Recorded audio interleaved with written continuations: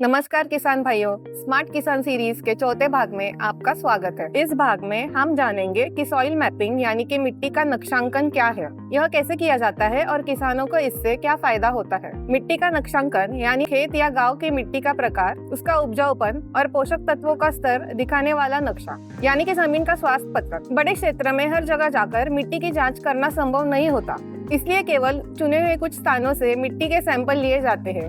इन samples को प्रयोगशाला में जांचकर पीएच, एनपीके, रेत, कार्बनिक पदार्थ आदि की सटीक जानकारी मिलती है। साथ ही हर नमूना कहाँ से लिया गया है यह जीपीएस लोकेशन के साथ दर्ज किया जाता है। यहीं पर सैटेलाइट और ड्रोन डेटा काम आता है। उपग्रह या ड्रोन तस्वीरों के हर क्षेत्र का रंग, प्रकाश परावर्तन और इंफ्रारेड जानकारी मिलती है। मिट्टी के प्रकार और पोषक तत्वों के अनुसार यह परावर्तन बदलता है, इसलिए जिन स्थानों से मिट्टी के सैंपल लिए गए उनकी लैब रिपोर्ट को उपग्रह या ड्रोन इमेज से जोड़ा जाता है।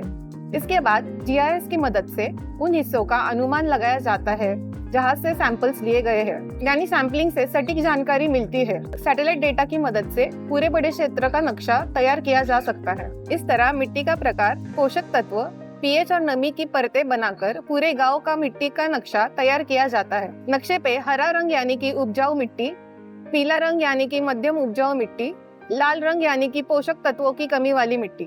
इससे खाद प्रबंधन सटीक होता है, खर्च कम होता है, फसल उत्पादन बढ़ता है, सही फसलें चुनने में मदद मिलती है और पानी का उपयोग बेहतर होता है। ऐसे ही महत्वपूर्ण जानकारी के लिए प्ले स्टोर से फार्म प्रिसाइज ऐप डाउनलोड करें। यह ऐप बिल्कुल फ्री है